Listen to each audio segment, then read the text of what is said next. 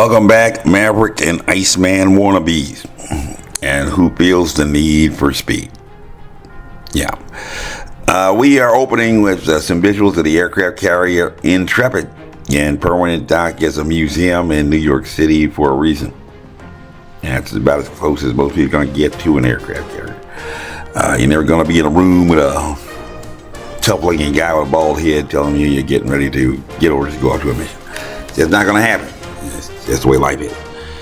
But at least a few decades ago, when the Deputy General Counsel for OMB had been just graduating from law school, UVA is back, as a matter of fact.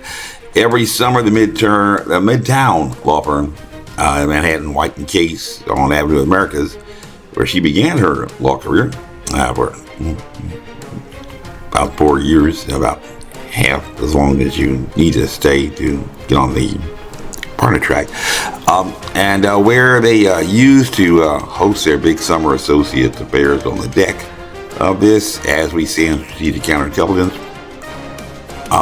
major force projection platform. You don't call it that. There's a good reason for that.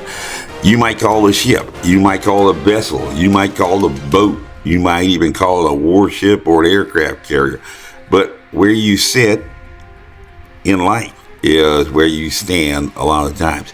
And so, like going to the art museum, we all may see the very, very same thing, but only different.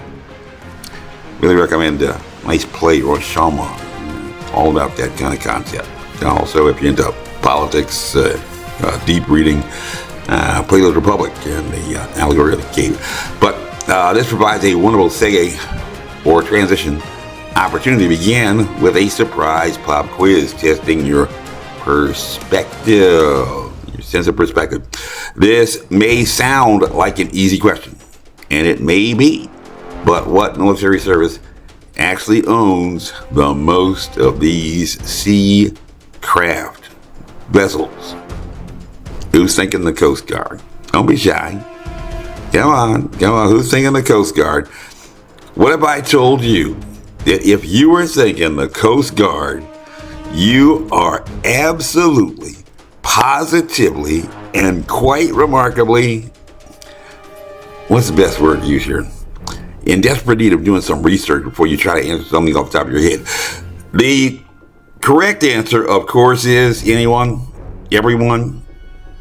If you said the Navy, you're actually as wrong as the Coast Guard, man. It's actually the Army in number of sea craft. I've been a few Zodiacs myself. And why do I know that? Call it Army pride. Go Army, beat Navy. But we began with the Navy theme, and we are going to continue with that Navy Top Gun theme with one more pretest. A question that sets us up to get back into the material in our training objectives. Are you fired up? Are you motivated? Question is, what is the top speed of a Nimitz-class nuclear-powered aircraft carrier? Like the USS Theodore Roosevelt, fastest warship in the U.S. Navy. Any good guesses? The answer that you may get if you just Google for an answer is that while it may exceed over 30 knots, the actual speed is classified. I have some counter authority on that, but we're going to go with that. It is classified, and that is how OMB FOIA 21-220 had begun and had eventually become a hot potato problem case that is now tied up in court so as to become the topic of this sworn declaration filed by Heather B. Walsh, the Deputy General Counsel at OMB and the Office of the General Counsel at the White House. As you may recall from the last video, Ms. Walsh had encountered an experience not unlike one that became a very popular doctor's joke. Man goes to the doctor, and the doctor says, "Mr. Johnson, I have some good news, and I have some bad news.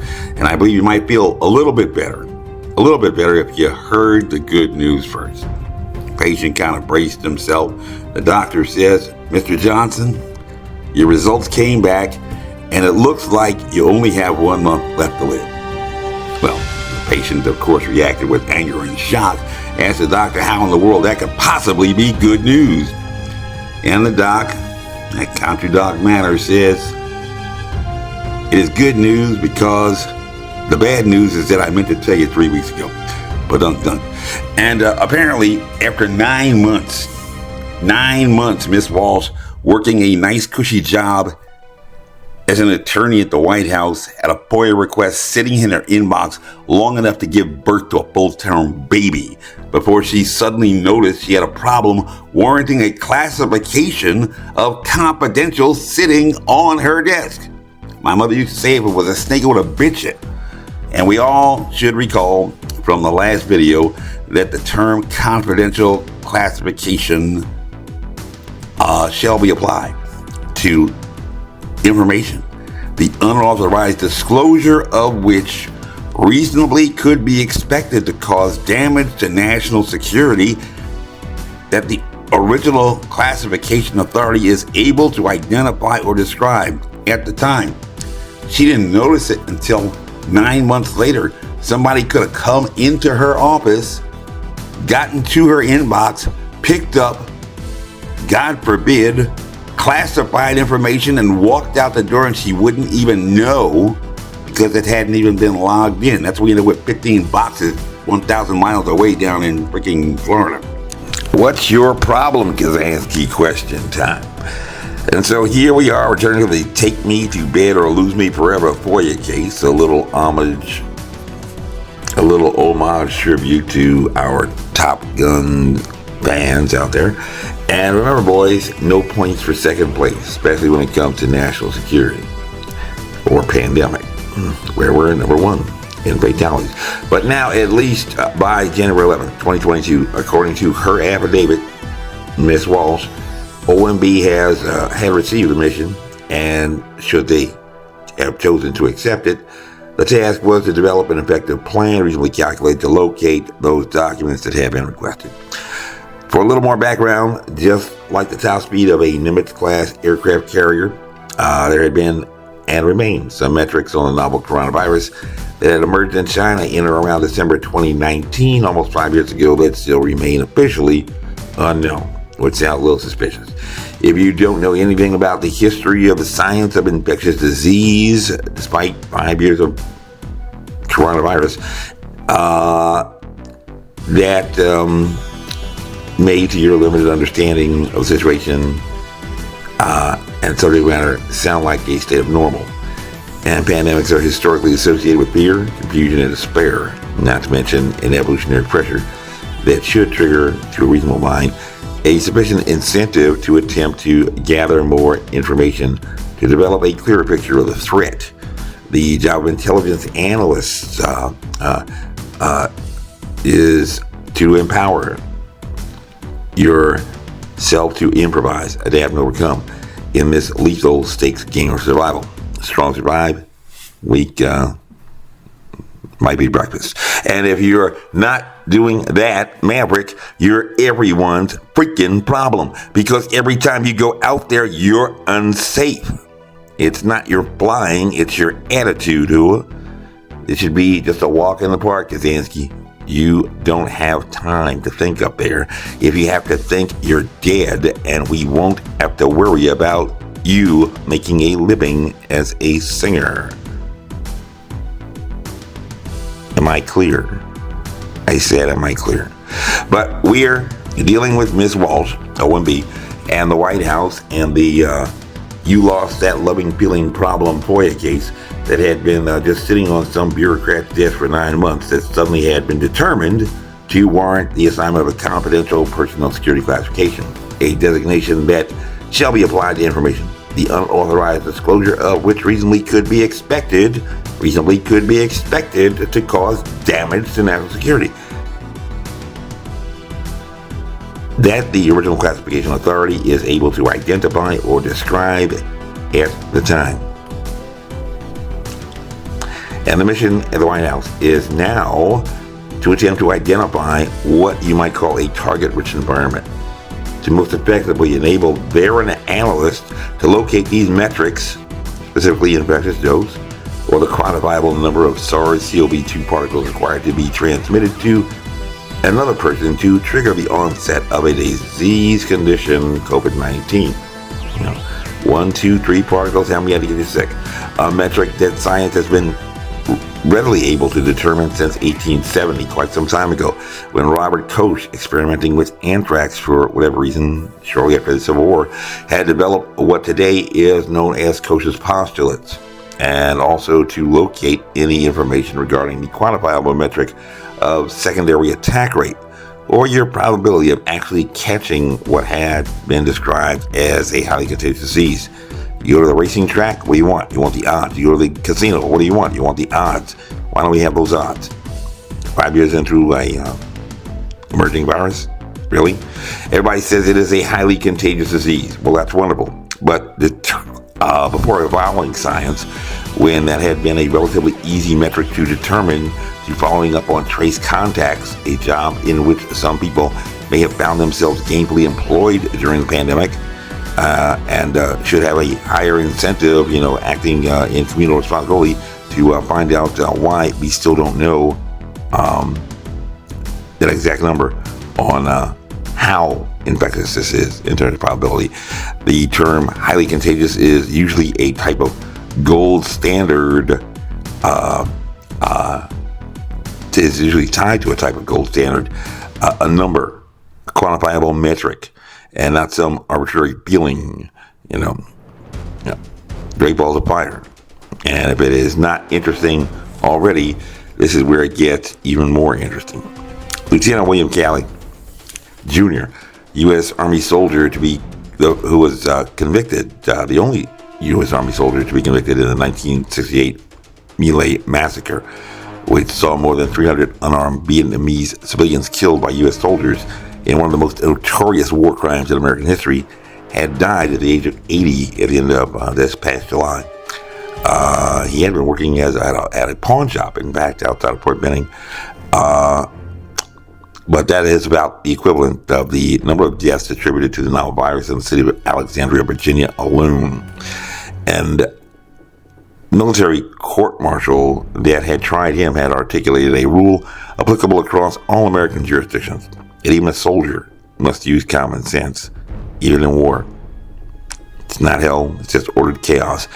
As much as you may want to claim, I was only following orders under the rule in the Calley case, the acts of a subordinate done in compliance with an unlawful order given him by his superiors are excused and impose no criminal liability upon him unless the superior's order is one which a man of ordinary sense and understanding would, under the circumstances, know to be unlawful, or if the order in question is actually known to the accused to be unlawful.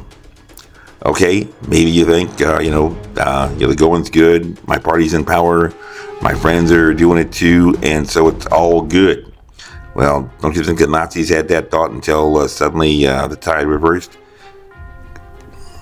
Nothing, change is inevitable. One infamous tribunal considering the crimes of a similar character against humanity had concluded in the trial of Adolf Eichmann, the name with which you may be familiar, had further developed a picture to articulate what attorneys, creatures who thrive on ambiguity, often describe as a bright line rule, that the distinguishing mark of a manifestly unlawful order should fly like a black flag above the given order as a warning reading prohibited, regardless of what you feel you want to do, regardless of your sense of bodily autonomy that you don't want restricted. And that court had noted that it is to be pointed out here that even the jurists of the Third Reich did not dare to put on paper that obedience to orders is above all. Reviewing the facts before that court in that case of a heinous notoriety had found that the excuse given by the accused in his evidence that all he did was to pass on a message which he received from Krakow is not plausible, and had concluded that undoubtedly he knew the value of the tale of the administration of tonics to which he had put his signature. And let's just say that he had a very abrupt end. Personally, I can't hang with y'all. And recall in the Top Gun movie how Viper told Maverick, a good pilot is compelled to evaluate what's happened so he can apply what he's learned.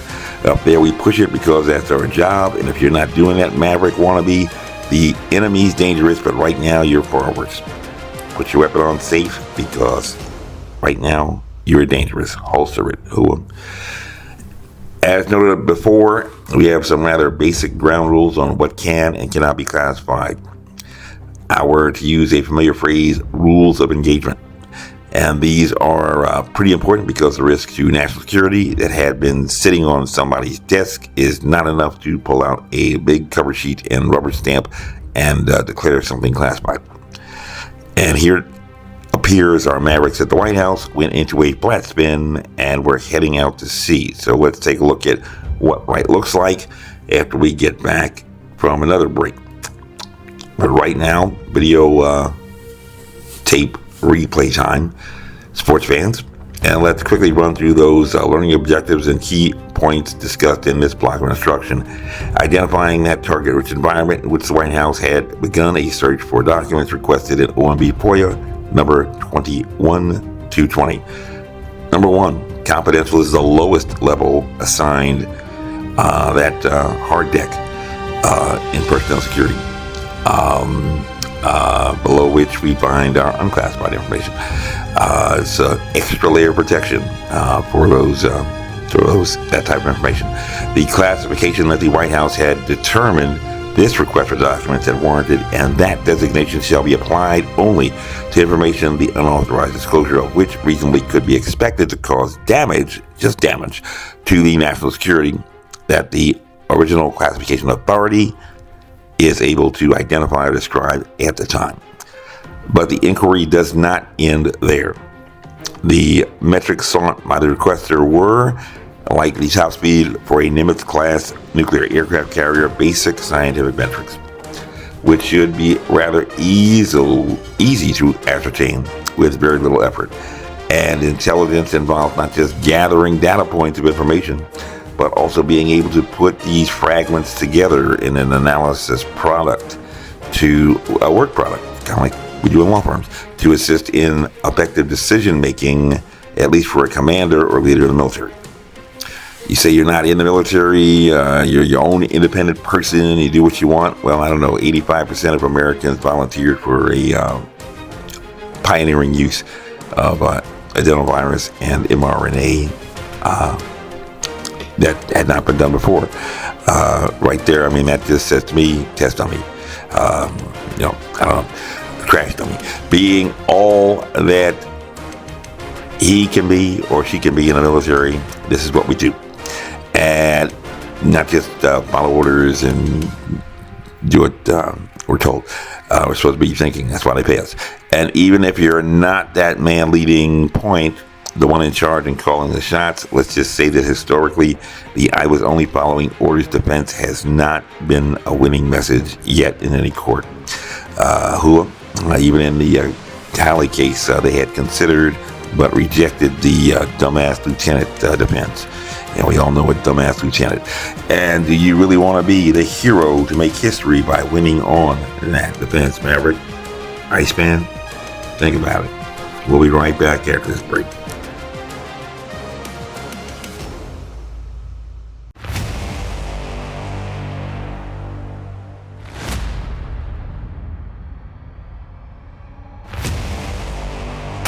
This message was approved by Major Mike Webb. Honest.